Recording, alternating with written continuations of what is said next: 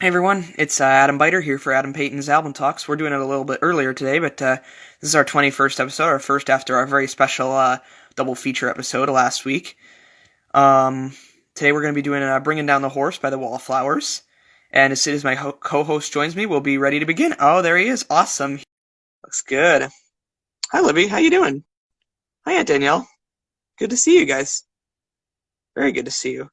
Oh, look at that. They're all three on here. Awesome. It's great to see you all. Hello, Thanks for how's it coming. Hi, Peyton. How going? you doing? It's good. It's good. All right, all right, all right. How's it going with you? It's quite good. I think my Good. cousins and my aunt are here, so say hi to them. Hi. Oh, good. Good to see you. You got Good to some, see you. Yeah. got some good viewers this time. Yeah, this is our newest album we've done, released in 1996. I'm pretty excited to do it. How about you? Did you get the chance to listen to the whole thing? Of course, That's yes. great. Me too, yeah. It's it's one of our relatively longer albums. It's not too long though. It's only 11 tracks, but you know what? A lot of those Yeah, tracks are pretty golden, pretty that's golden. true. They are. So let's get started. I'm excited. So I know you know more about the Bob Dylan than I do. So how does his son compare to the master? Well, he's very different because Bob Dylan is primarily a folk rock, and he's also heavily associated with the protest music movement. And this is Well, more, I'd almost say that this is more mainstream sounding, even though obviously Bob Dylan is way more popular than this. This sounds more mainstream. Like this is like alternative rock, like the kind of thing you'd expect to hear from the '90s. Like this is like guitar yes. based, radio ready rock. So this is actually a lot more mainstream sounding than Bob Dylan, even though it didn't get maybe quite as famous as Bob Dylan's music. Um, it's a bit more Well, mainstream. not really. I mean, especially since his son didn't really want to be mentioned in the same sentence as his father. You know, he wanted to have his own separate life, which I can understand. Being the son of a Yeah. rock star, it's Which is got to be interesting tough. because like he struggled for a while to get his band to be popular. Like his band existed since 1989, but this was their first big hit as an album. So it really shows how independent he was and that he wanted to make it on his own. Like he didn't just use his father's fame to promote his first album, but you know, he waited till the market Sure. was ready for their music and he just took advantage of every opportunity that was available to him. Exactly, and I commend that persistence. Yeah. And it's kind of funny because a lot of artists usually their second album is usually considered their Oh, it's they're considered one not as that's good? yeah, not as popular, Oh, not as okay. good. They call it a I didn't realize sophomore that. slump. I thought that usually second albums were better than the first album, but maybe not. Not always. Not always. It depends on the artist. And Yeah. with these guys, I think they really make it work. Same, So, absolutely, yeah. without further ado, do you just want to get right into it? I'd love to, yeah. One All headlight, right. Well, first track. this first one is arguably the most popular off of the album. This was a single along with Yeah. Sixth Avenue Heartache, Three Marlenas, and The Difference.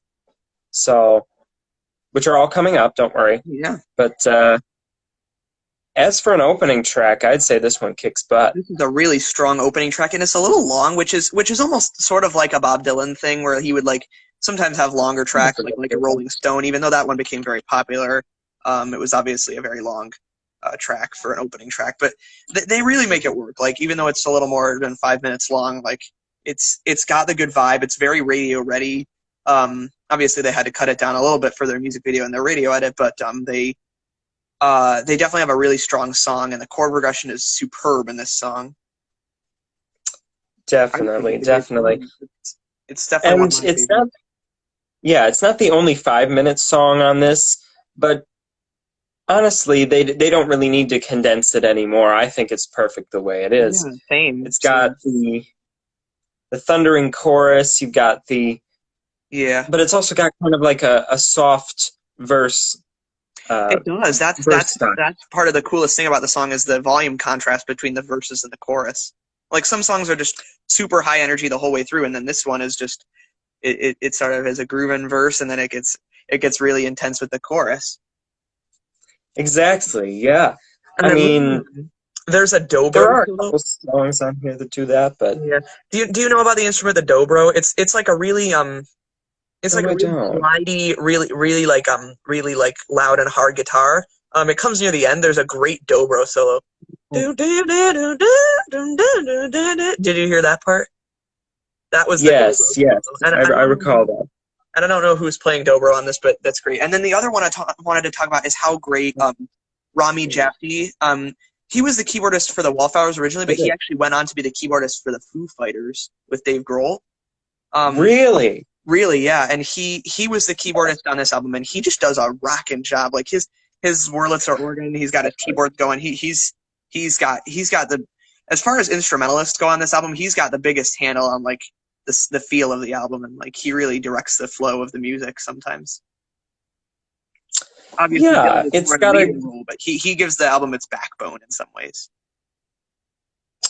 well that's a good thing to hear. He's got a keen ear for music. Yeah. Good thing. Well, anyway, that was a superb starting track, and I would definitely rank that in my top three. True. Next we have, as I previously mentioned, Sixth Avenue Heartache. Now, I don't know. This one is kind of interesting. I didn't really mark it as one of my favorites. I like it. It does its job well, I but love it a lot. I I don't almost think know. that the lyrics are better on this one than in One Head. Like, because I mean, both of them have great lyrics, but Yeah, this one has really interesting lyrics, especially when you think about the context of him being like the son of a famous musician, and like exactly. the He's got chorus that is same thing that his father does, right, the where same he's left got hand that very was drawn on you was retrospective drawn on me. lyrics. Right. That's what I kind of think of it as a desire to tell stories, as like a need to go out there and make a difference. Like that's what he's observing. Like he probably what he thought was that he wouldn't do the same career as his dad. Like, you know, a lot of kids when they're young, they don't think they're going to go into the same career as their parents. But then with time, he figured out that he really was meant to be a songwriter, and that is what he loves best. Exactly. And sometimes it takes trial and error to get it correct. So maybe Yeah, that's why their absolutely. first album was kind of a fluke, and this next one was the one that really propelled them upward Yeah. to the start. I mean, I don't really remember any of their other albums. I don't know I how know that they many had others one. they The had. one after this was called Breach in parentheses, like parentheses Breach close parentheses. But and then they had a few more. And I don't think they're really active as a band anymore. Although I know Jacob Dylan has a thriving solo career. Did I tell you about the awesome movie that I got to see? He did a movie in like 2015 called Echo in the Canyon about the Laurel Canyon folk rock scene in the 1960s. So he was covering subjects like the Byrds. It was almost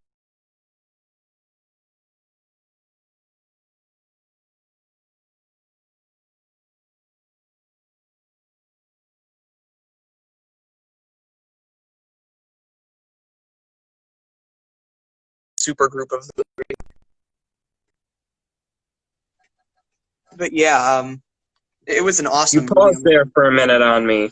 The Sorry, the did I? connection must be Oh, the connection was weird. I'm sorry about that. Well, hopefully it's good now. I can still see you, so okay. Good. good, good. Was kind of But yeah, worried there for a minute. I think that this song's awesome because it just has again a superb chord progression, great instrumental playing, and awesome lyrics. Definitely, and like I said, he's got that kind of thing that his father has, where he gets very retrospective and interesting lyrical content. But the melody is also very catchy too. So I think that's Yeah. why it was a big hit. Like I said, not my personal favorite off of here. I think it's very good, but I don't know if it's the best. It's not. It's definitely not as comparable as the first one, but it's Yeah. good. I think it deserves its spot. Number 3 is called Bleeders.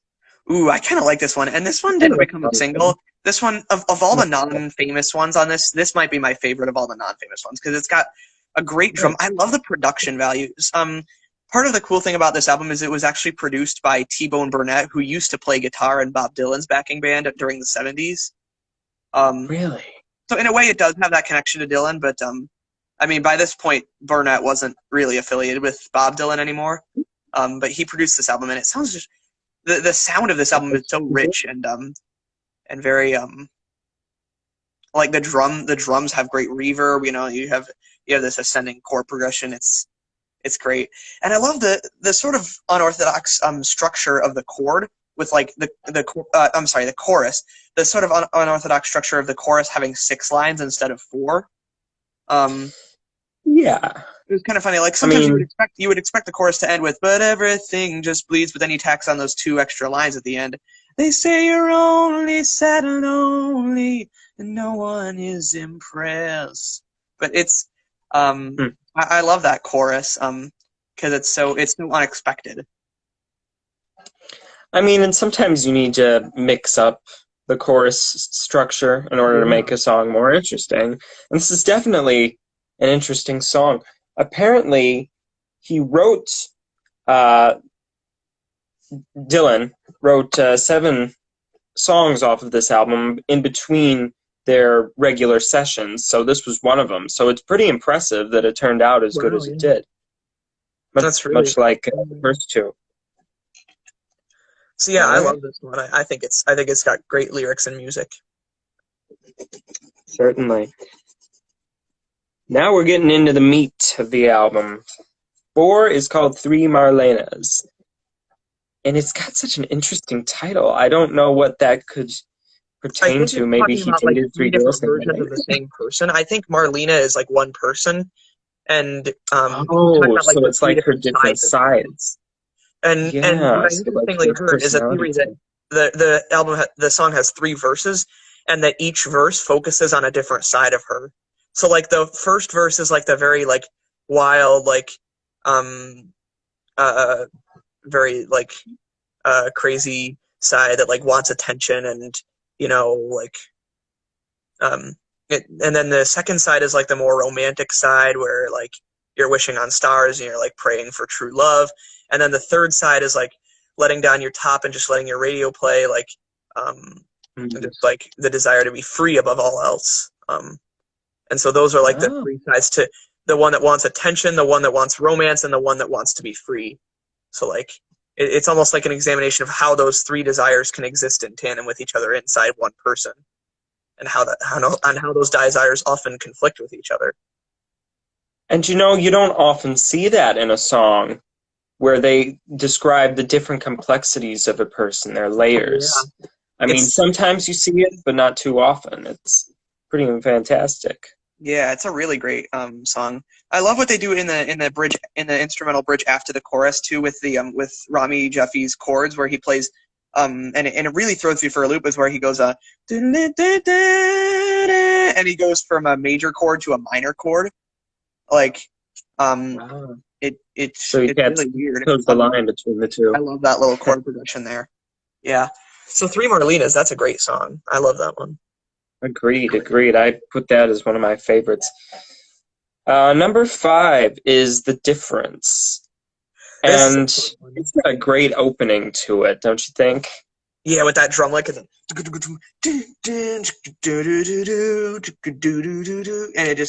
it just really You know goes what? right into that.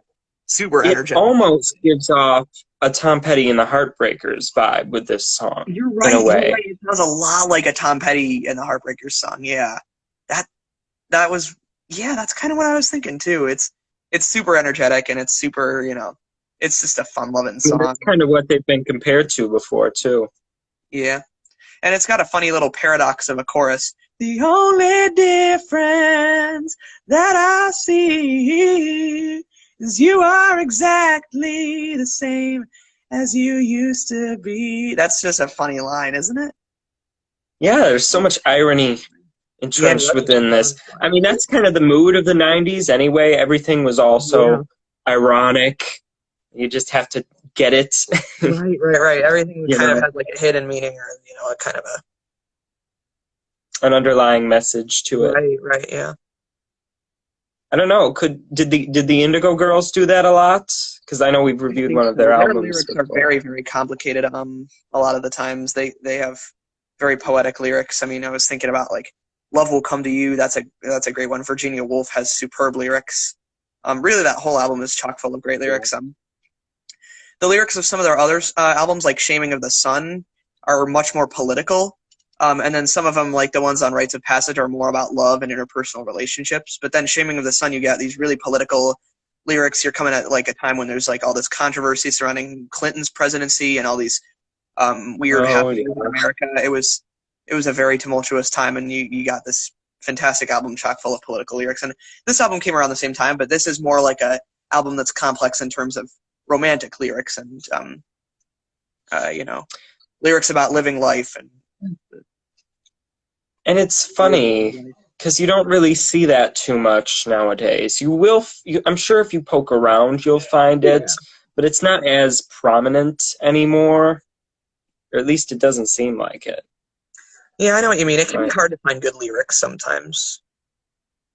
Yeah, it's mostly just kind of, hey, boy meets girl, girl meets girl, boy meets boy.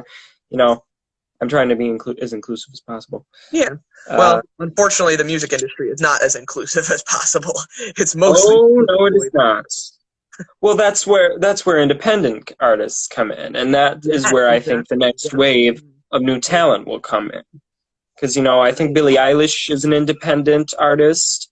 You mentioned Jacob Collier before. I believe he's an independent. Jacob Collier's pretty independent. There's a lot of artists like Fleet Foxes is also pretty independent. Haim, Lauv, all these more on the fringes, but they're starting to get more popular, and it's a good sign. It's definitely a great sign. Yeah, they just need to seep into the mainstream. It takes time. I think people forget that. It takes time for things to happen. But this getting back to the song, the difference is definitely one of my favorites on here. The irony is not lost upon me, and it's just got a catchy tune. It reminds me, like I said, of a Tom Petty song. Yeah, absolutely. All right, number 6 is called "Invisible City." Now this one is an interesting one. It's got kind of a it kind of talks about a life where you have where you're in love, but it's kind of only surface level in a way. It's more like an invisible city, where it's certain things are there, but you can't see them. That's really cool that you got that message from it. I just think it's a nice, slower song. Oh, it is. It is a nice, slower song. Even slower than 3 Million is. But yeah, it's a good one.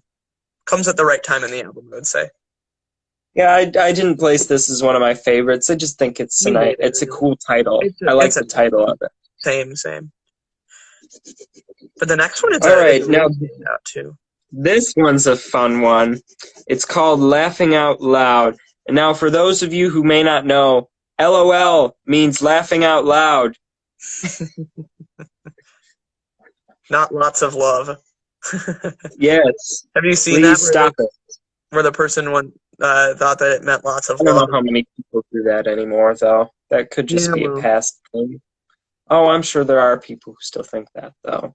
Yeah. But it's got stubborn. a great vibe, and it's a song all about like being like breaking free, and it's a great one. It's a very strong side B opener, I think.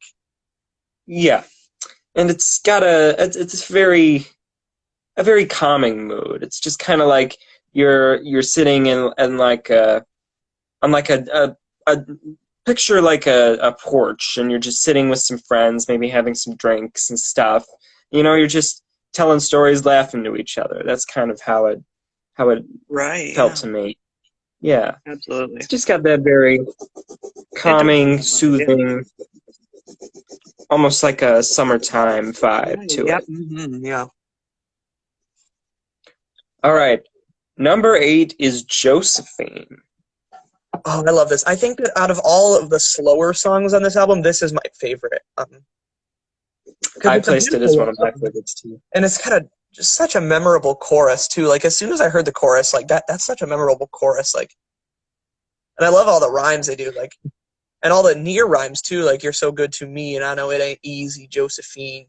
So good to me, you're so sweet. You must taste just like sugar and tangerine. It's a classic, That's a kind of like love song. Sometimes love songs are just so much more powerful when they put the name of the person right in the title. Have you noticed that? Like with like love songs, like I can think of a couple. Layla by Derek and the Dominoes. Yeah, exactly. Like that's one of the best ones of all time. And then you got like more energetic ones like Rosanna by Toto. That's a good one. Yeah, or I'm trying to think of one. Billie Jean.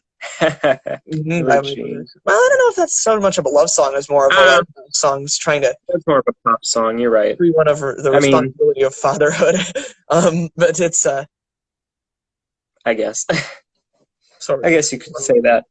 A bit awkward, but but this is a great song. I feel like it's got kind of a tongue-in-cheek kind of songwriting style to it, where it's kind of silly, but at the same time it's very sweet.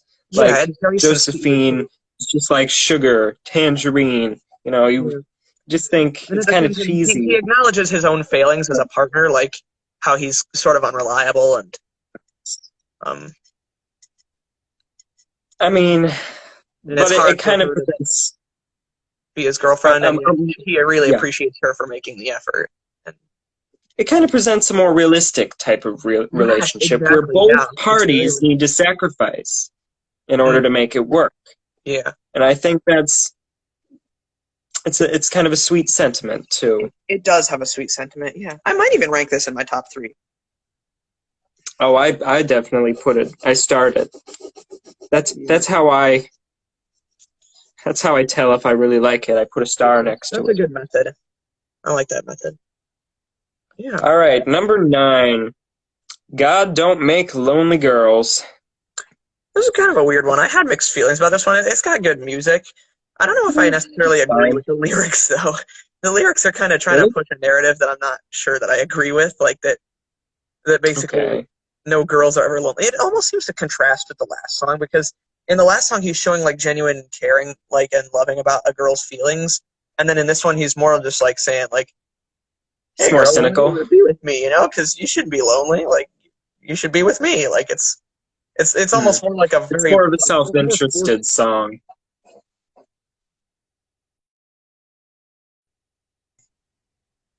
Yes, it did again. Yeah, sorry about that. I think it should be. Just not our friend today, is it? Well, yeah, but we seem to be doing okay. I think that was actually my fault, because I think I accidentally hit the back button and it almost X'd me out of Instagram, but I saved it, so we're good. Okay, that's good. Yeah, I would have been talking to myself for the rest of the album. Hey, you, what's your one today? I don't know. I thought that was good. Yeah, but anyway, I mean, this is a good song. It's just not one of my favorites. Yeah, I'd have to agree. I didn't really place it as high up as I did some of the other ones. It's nice. I mean, it's got a nice groove to it. It's another slower song. There's a lot of those on this album, though. It's more of like you said, it's more of an alternative rock. It's kind of a slower jam song.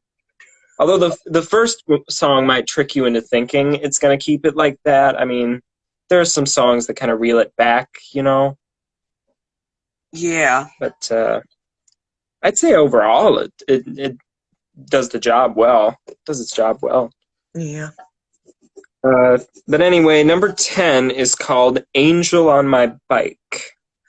So I did like this one a lot, but in some ways I felt like it was sort of like a repeat of Bleeders. Like, it sounded a lot like Bleeders.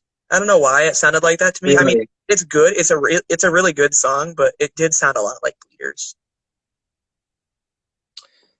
Well, apparently this is, I think, one of their session songs. So yeah. He did write it during the studio time, you know, but I kind of agree with you. In a way, I do see it as an extension of Bleeders, and but similar chord progression. So I mean, it's still a good song too. It's just maybe he should have like saved it for another album so that it can be like the Bleeders of that album, and then you have that sort of representation on the next album or something. I don't know. I haven't listened to Breach yet, but maybe I should listen to it. So you think they should have cut this one and ended it on "I Wish I Felt Nothing"? Maybe. I'm not really sure. I don't feel as strongly towards these last 3 songs as the rest some of the other ones. Yeah. it's got like a funnel feeling to it, where the first some ways, half of it yeah, is like it really really does. strong, and then the second half of it just kind of lingers a little too It's a little long. more I vulnerable. It's a little mean, more maybe emotionally weak. I don't know. I'm not sure.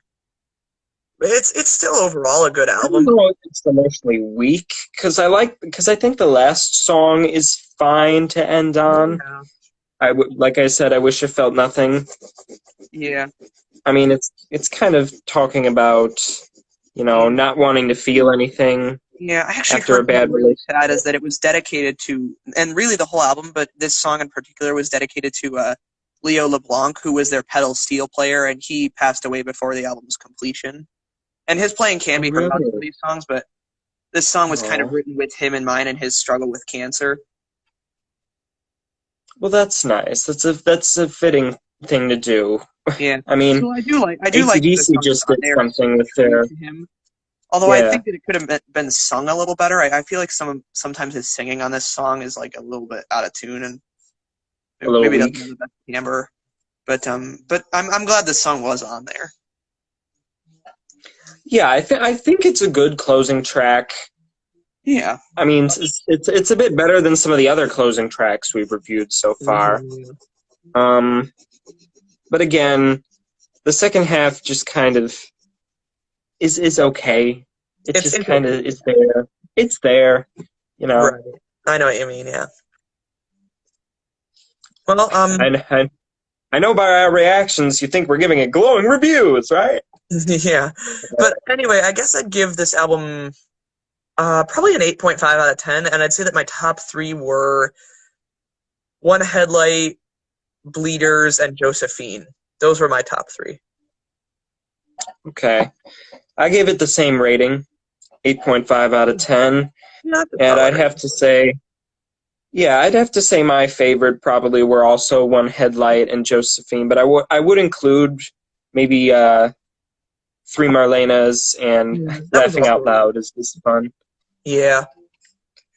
Those are all good ones. Oh, And and if The I had to choose a Difference. runner-up for mine, I would choose Sixth Avenue Heartache because that was also a great one. The Um, Difference is good too. That just kind of got a Tom Petty vibe, like I said. it does. Yep. Well, thanks for doing that album with me. That was a fun one.